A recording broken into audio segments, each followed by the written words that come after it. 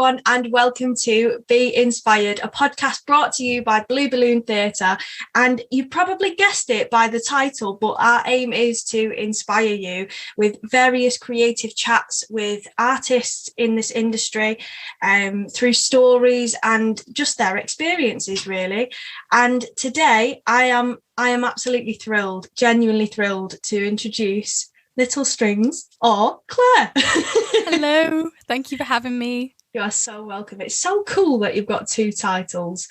Well, like I said, I think I was telling you in the Blue Balloons IG lives, we were talking about my musical moniker being Little Strings, and it is really cool, and it does make me I feel cooler when I introduce it to people. Yeah. But also, my name is Claire, and I just go by Claire for everything else. But people just spell it wrong all the time. Like, I spell it without an I, and I don't know why my parents did this to me. I don't know spell it like without an I, but with an E, but just like this awkward way that nobody else knows of.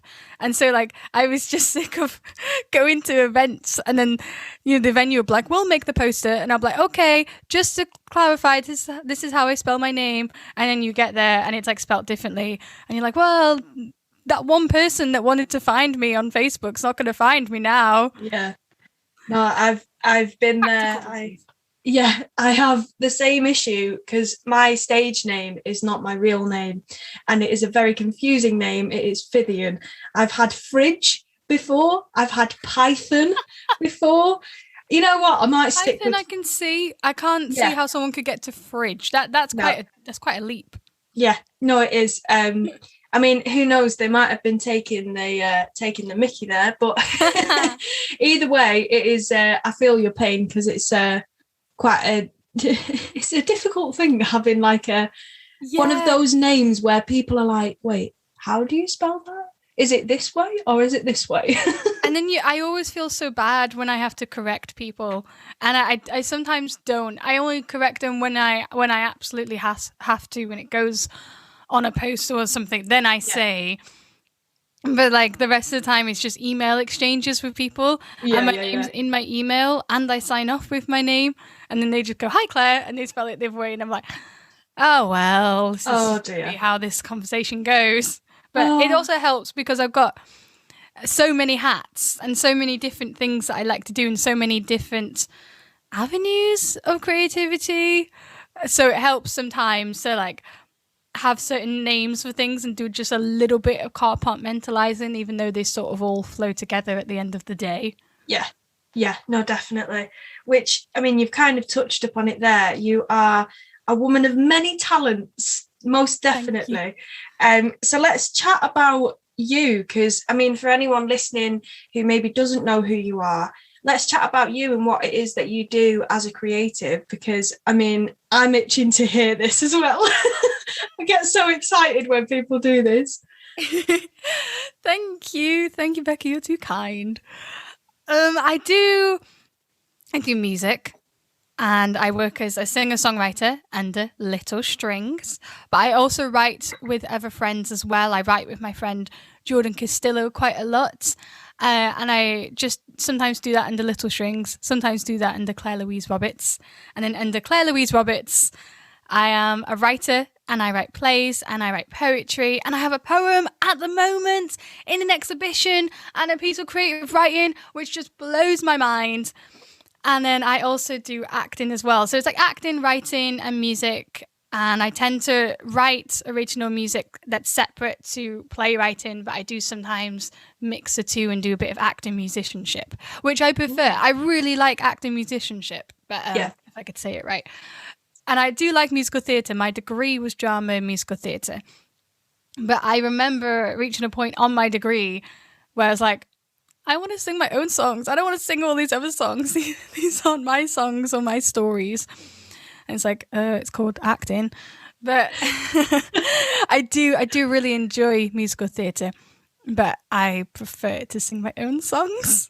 That's completely valid. Like, I mean, I think I've kind of found that as well. I think there's something very, I don't even know what the word is. There's just something very, very rewarding, I think, when you are able to sing your own song on stage. Yeah, I would agree with that massively. I mean, let's travel back in time to a few years ago when you were doing it would have been Greater Manchester Fringe, and yes. that was where I met you for the first time. And Yeah. it was something about a tea party, was Tea it? party it was Tea called. party, yes. How could I forget? I mean, anything with tea party, and I'm like, what? Alice in Wonderland? I know it had a little bit of that Alice. You can't have a show with Tea Party in the title and not have like a little bit of an Alice in Wonderland thing. We had, Yeah. the pretty mismatched cups and mugs and things on the stage that we could. A lot of the stuff that happened on stage was planned and rehearsed, but also like a little bit improvised. So bits where one of us would go and like take up a cup and take a drink. Also, because the room was boiling, but It also was. totally improvised and a moment in the show. No, That that's was so amazing. That was an yeah. acting musicianship show, and that was a collaborative process. It was mainly Andre's show, Andre's idea, Andre's script, and he brought us all in to write music and to write lyrics and to just work together on putting this whole show together. So that was so cool. I'd never done anything like that before, and I Yeah. knew I'd wanted to. So I was like, yay, I finally get to play my ukulele in a show that's a theatre piece and I get to act. Because before then, I'd done acting over here and I'd done ukulele over there, and I'd never been able to bring the two together. But I've actually since, every kind of accidentally, I think it's because when you're an artist, you may have all these different things that you do, but it's all you and it all kind of complements each other and comes together anyway. So Yeah. I'll go on a theatre tour and I guarantee you the ukulele will be involved by the end of it anyway. And I don't intend for this to happen. It just happens. This happens. So a lot of the pantomimes that I do, they're absolutely lovely and I adore them. And quite a few times we've brought the ukulele into the show. I think we were doing Sleeping Beauty and I just had my ukulele anyway because I wasn't going to go a month without it. And there was the last song had a little bit of a ukulele bit and I was chatting to the director and I can't remember who brought it up. It was one of us. And then so we just kind of came to the thought of, oh, this part could be played on the ukulele. Yeah. Oh, wait, I'm a ukulele player. Oh. Oh my God. It was like Sleeping Beauty. I played Sleeping Beauty. Yeah. And she's one of my favorite Disney princesses. So that was like a life dream come true. Yeah. So she brings the dragons trying to attack the prince and the prince is fighting off the dragon. And then she just brings her ukulele on and like completely transforms the situation and calms down this dragon with music. You know what? That was the missing bit of the film. I know that's the part. She only has a few lines apparently in the animated film. That's the scene that they obviously cut. Yeah, obviously. Like I did always wonder why Aurora did not have very much of a speaking role in the animated film, because Disney's going to come out with a remake now and she's going to come out with the ukulele calming the dragon and we'll be like, exactly. Hey, I mean, they've done the whole Maleficent thing. I think now they need to get the ukulele in there. And I haven't seen Maleficent 2 yet, but the first one was amazing. It was, I do like the character Maleficent, and I think there's just it's always quite nice when you get to see the villain's side of things, because it's always, especially in Disney films, it's always the villain is the bad person and that's that. Yeah, it's like there's no story, there's no the world made them that way or they made themselves that way or anything like exactly. That. It's no redemption for you. Yeah. Anyway, that's enough about Disney. We can talk about that later. I can talk about that all day. I know, me too. I'm such a Disney nerd, like it's ridiculous. Yes. So you mentioned there that Tea Party was indeed the first sort of actor musician role, and in such a collaborative way that you'd taken on. Prior to that, what had your experience been like? Well, before that, I wasn't long out of my degree when that happened. So it was always very compartmentalized. It was always very, was singing other people's songs and musical theatre songs in university, and I was acting in plays. And the way they structured our degree was you did a musical theatre show and then you did a play. And the play might have a song in it, but it was like a play. There was not really any singing or dancing unless it was like there was a dance scene in the play. And then I was doing my gigs alongside that, and I was just kind of discovering that part of myself, really, which sounds so cheesy and cliche, but it's true. And I was just starting to become brave and show people my songs, and I was getting better at the ukulele because I started off accompanying myself on piano, and I just make chords sound pretty. I'm a very simple piano player, but my focus has always been my vocals and the words, and that's what I want people to be paying attention to. Yeah.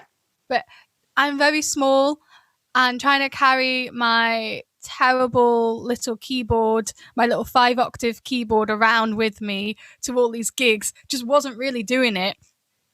I did actually carry it all the way to Wales on a train once, which that train play that I wrote, there's a scene in Train Play which is based on my real life experience of trying to carry this keyboard and a rucksack and a ukulele on a train from Cumbria to Wales, because I had this amazing gig supporting this band on their tour, and they had this one Welsh date, and I got it.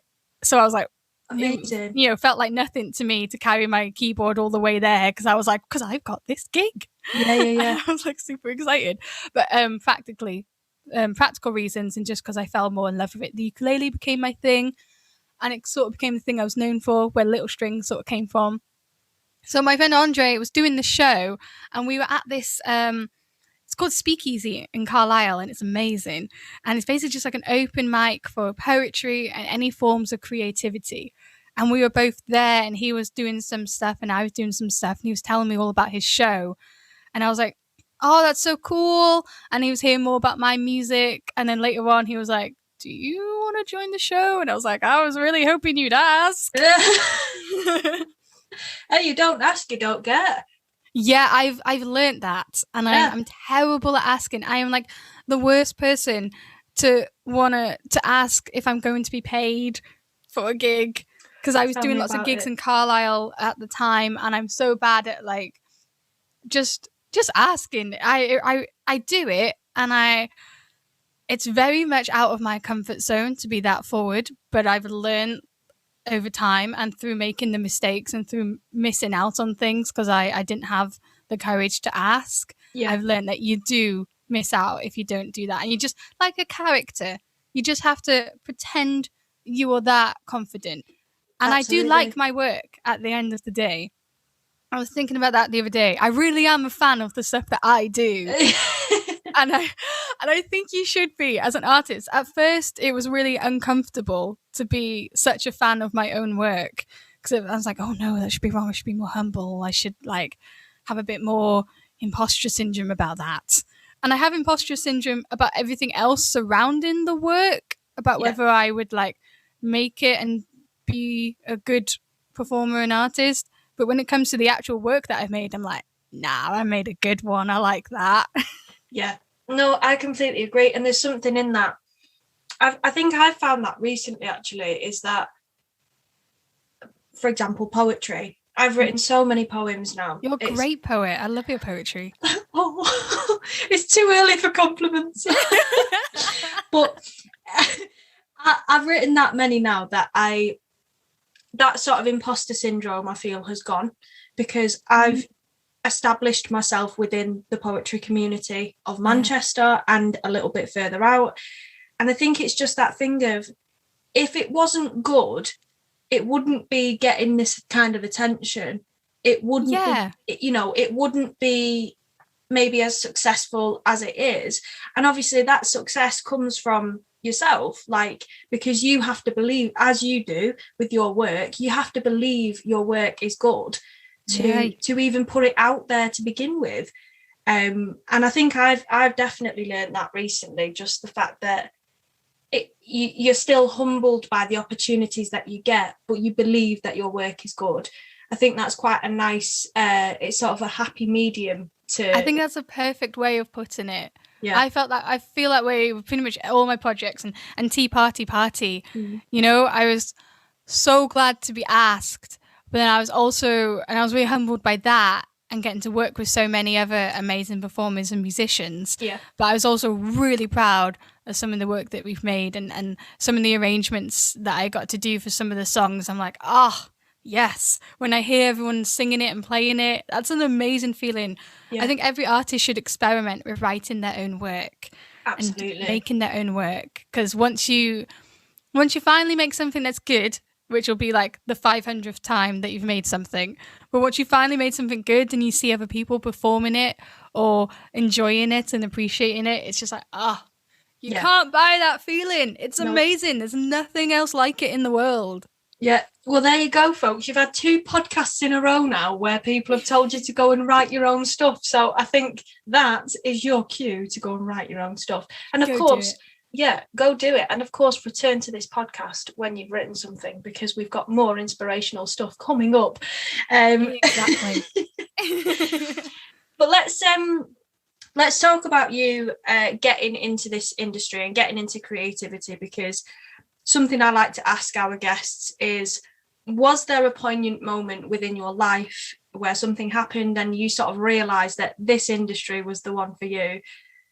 Oh, I love that question. It's a good question, isn't it? I'm going to be one of those typical singers who's like, I've always sung since I was small. But I think as I got older, my parents were like, okay, so this has been a cool hobby, so what are you going to go study? And I was like, I was actually thinking of continuing this, actually. Yeah. And so those years that I was doing A-levels, I think they took a little bit more convincing. But I took singing lessons again. I think I'd love to get more singing lessons again. I think it's a skill and it's an instrument that you're constantly honing and getting better at. And even super professional, super famous singers, and they still get singing lessons. And you've got to look after your voice. So I'm looking for another singing teacher at the moment. And I found another singing teacher, and I paid for the lessons myself. I was a poor little student in college, but any wages that I made or any pocket money or whatever it was that I had, that was going towards my singing lessons. And I was taking myself every week. And then I found this amateur dramatics group. I can't quite remember how I found them, actually. I think it was a friend of a friend of a friend or something like that. And they were doing Dick Whittington, and they didn't have a Dick Whittington. And I it's almost as if everything happens for a reason. And, there's a control in the universe. I turned up to the audition like the day they were auditioning for Dick Whittington and like sung them this song, and they were like, "You've got it." So I was like, okay. Amazing. And I think I'd barely explained to my parents what it was that I was going to that night. My dad just dropped me off. And I hadn't even told my friends or anything. It was just very spur of the moment. Yeah. And so I did this, and my parents came to the show, and my mum saw it, and she was like, "You're so good." And I was like, thank you, mum. Yeah. I mean, my mum is also my biggest fan. Like, my mum always thinks that I'm the best, most beautiful, most amazing person in the room, and no one can tell my mum otherwise, which is really lovely and she's my mum. But also it's like, come on now, mum, that's not quite true, is it? Let's ground ourselves here. Maybe that's why she's done it, so she can teach you that life lesson. Yes, she's teaching me humility with ridiculous compliments. That's what it is. Yes, it's a parenting tip for you if anyone's listening with children. So they were supportive after that, and then I did my degree to drama and musical theatre because I actually felt like I wouldn't be good enough to go to a conservatoire for anything. And that's probably true. I mean, I was classically trained, but I'm not an opera singer. Like, I can do classical singing, but it's just not my bread and butter sound. It's not my natural sound. Yeah. And I liked drama. So I thought, well, this is a combination of the two. That sounds good. I'll go do that one. And then it was there when I discovered I really do like drama. But I always wrote when I was younger. And I used to write songs and I used to write poems and things, but I just never told anybody. It was just something that I would do in my room. Yeah. And then as a student, I started trying to write plays, and I was reading. I was reading as many plays as I could, because I realized when I got to my degree, all these other kids had studied drama in college or GCSE, and I hadn't done either of those things. I'd just done music all the time. And I just happened to act alongside it when the odd show came up, but I'd never properly studied it. But everyone else had, and they knew all of these dramatists and plays. And I was like, oh, I better catch up.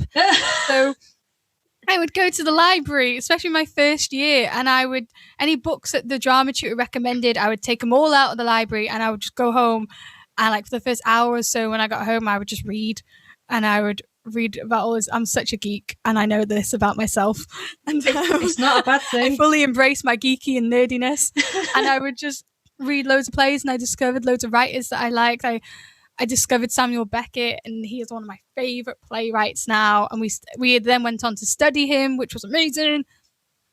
So yeah, I experimented a lot during my university years of writing a lot of terrible stuff, and which I never put on. We got the opportunity to put on shows in our third year, and I was like, nope, because this is my grade.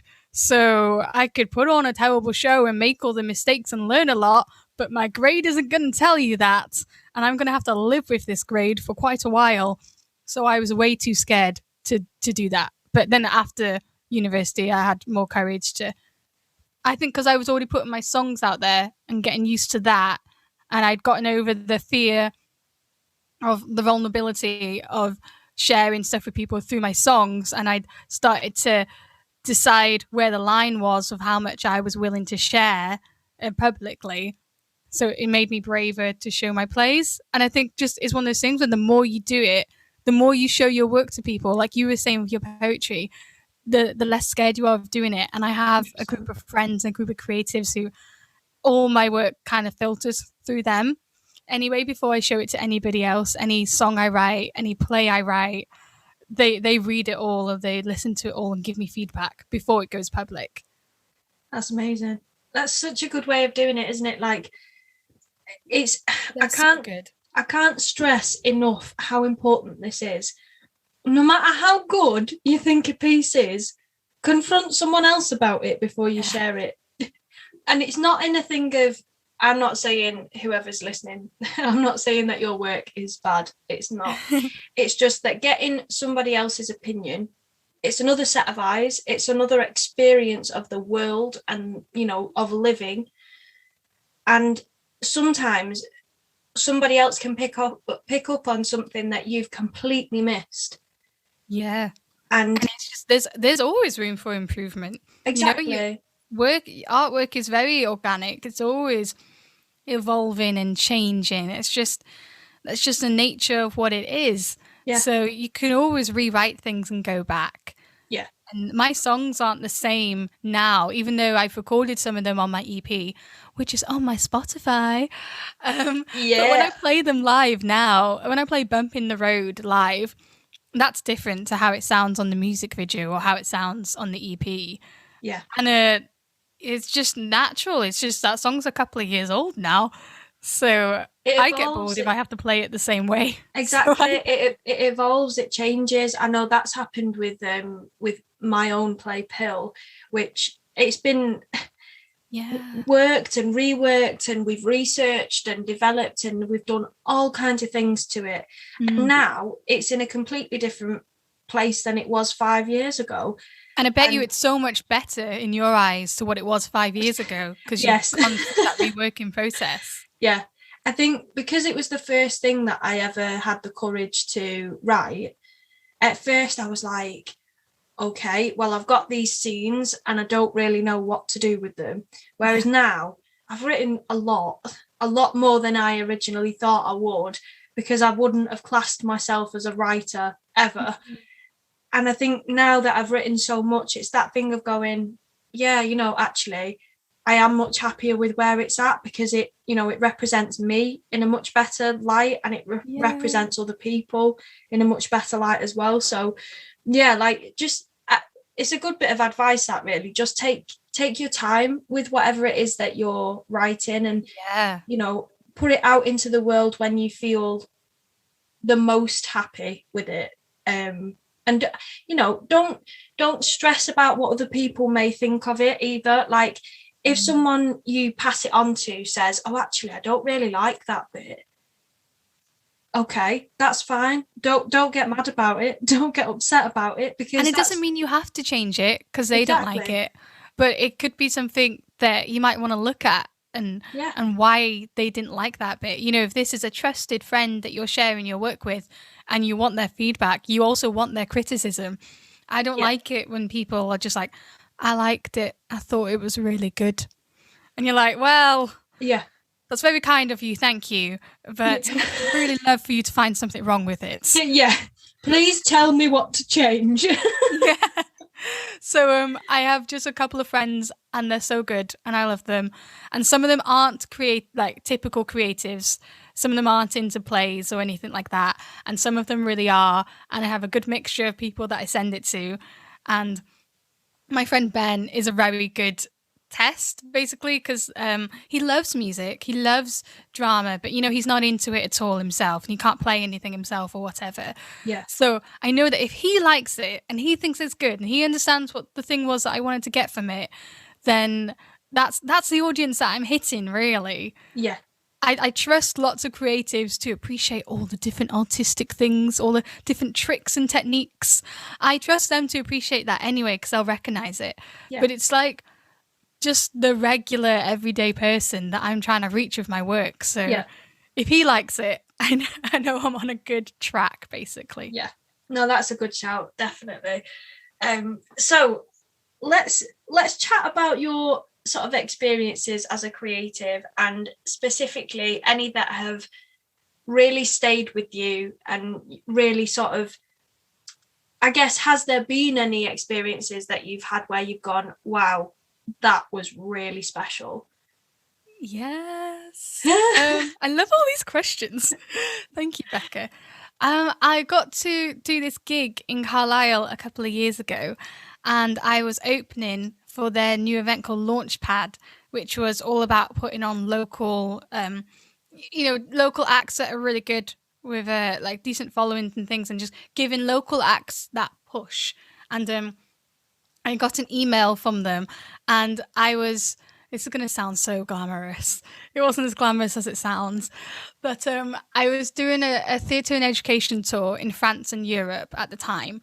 Amazing. And so we were in France, and this email came through, and it was from the Brickyard talking about this gig, and I immediately just went on to cheap flights back to England to see when I could, because it was going to be on a weekend, and I was like, yes, I don't work weekends, I can totally do this. And I rang my parents and I was like, so this came up and it sounds kind of crazy, but I found super cheap tickets and super cheap train tickets, and this is actually a really good opportunity, so I think I'm going to do it. It sounds a little crazy, doesn't it? But I think I'm going to do it. And they were like, okay. Just like they were just rang for my sounding board, really. Yeah, and standard that. So I booked it and I went, and it was just, I think it's one of the best gigs I ever did, and it was amazing. And it was just like one of those big stages with a room full of people, and I knew a lot of them. They were friends, and I hadn't seen some of them in quite a while as well because I'd been away on this tour. So it was so special to see everyone. And I had a new song that I'd written while I was away that was all about being away. It's called Call of the Wild. And I sang that, and that went so well. And it's just such a wonderful venue. Like, legends have played in that venue. None that I can remember right now, but I'm pretty sure the Arctic Monkeys played there on their way up. Whoa. And I was like, I have had my eye on this venue for years, and I finally get to play here. I played with a band that I was in, which was amazing. I used to be in a band as like a side project in Carlisle, which I loved. I miss playing with other musicians. And but I'd not played as Little Strings with my own indie folk pop ukulele music, and that was what I wanted. And I finally got to do it, and it was just like the whole atmosphere, the whole half hour. You had those moments where like time kind of stops a little bit. Yeah. Because I always feel like I'm not very aware of applause when I'm playing, because I'm so like in the moment. I'm either too in my head or I'm just enjoying the moment that I can't it sounds so weird, but the applause sounds always a little bit quieter than what it probably. It's like that doesn't make any sense, Claire. But it's like I'm very much in my head sometimes when I'm playing. Yeah. But that one I felt very present in the moment, basically, and I was very aware of what was going on around me, and it just felt amazing. I think performing live has its own magic. I don't know, its own thing, basically. That there's no other feeling. Getting to experience live music is a communal event for the audience and for the performer, whether it's theatre or music. Any sort of live performance is really special, and that was a really special one. And then afterwards, my music video for Bumping the Road came as a result of that, because Callum, who I hadn't met at the time, but we actually have a lot of mutual friends, had come to the gig, and he'd emailed me afterwards being like, do you want to work together on a music video? And I was like, oh, that would be amazing. So we went to do a music video for Bumping the Road, and that was all his creative amazingness, and that's on YouTube, and it's my favourite music video ever, and it's so cool. Yeah. Go check it out. And that came off the back of that. And it's just, and I was like, well, that flight definitely paid for itself. Yes, definitely. Oh, that's so cool. And if you haven't watched it, go and check out Claire's YouTube channel where you can see the music video. It's so good. It's so bloody good. That's all Callum's idea. It was wonderful. And I love working with other creatives. Yeah. I love bouncing ideas off other people. Yeah. And there's just something amazing when you work together with people, like in Tea Party, or working with people where I could say, here's my song, and we talked about what kind of ideas we want for the music video, and then he ran with it and just made amazing things. Yeah. And now I'm working with my friend Jordan, and we write songs together, but that's virtually because he lives in the States and I live over here. Okay. So every now and again we're like, oh, wish we could just be in person to do this. It'd be so much easier. Yeah. But it's also really cool to just write songs with somebody. Yeah, no, definitely. And that's one thing that I really love about you is how collaborative you are and how open to just comments, criticism, praise, anything. You're very open to what people have to say. And I think as an artist, that's invaluable, really. You know, that's something that I hope, and I'm sure it will, I hope will stay with you for the rest of your career. Because it's just what a wonderful quality to have about you. It's really admirable.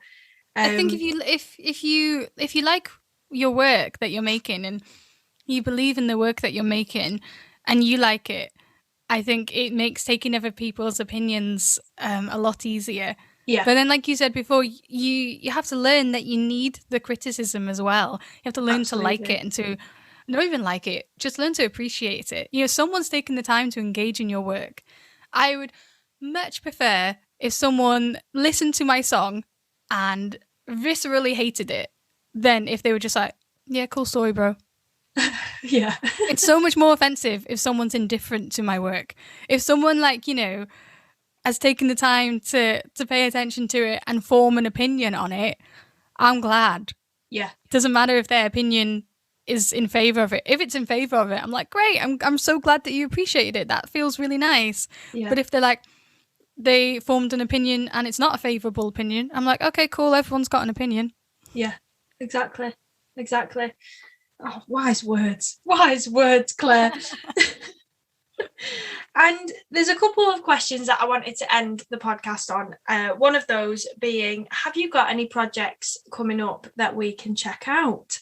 Yes, I'm so glad you asked. Well, I have some poetry up in an exhibition at the moment. That's till the end of June, so I'm not sure if that'll still be going when this podcast is out, but you can still check out the exhibition. It's A.Scott Gallery, and they do different exhibitions all the time of contemporary art, and it's poetry, it's film, it's photography, it's paintings, it's fashion. It's just amazing when you walk in there. It's just an array of stuff. And my poetry and a creative writing piece is in there, which I'm so excited about. And it's online as well. You can go virtually to the exhibition. And then also, I have new songs coming out. So I have a new song coming out under Little Strings, which is like the main thread of music at the moment, and I'm so excited about it. It's called Zelda's Song, and I haven't really told anybody about it yet. So here we go. This is a bit of an exclusive.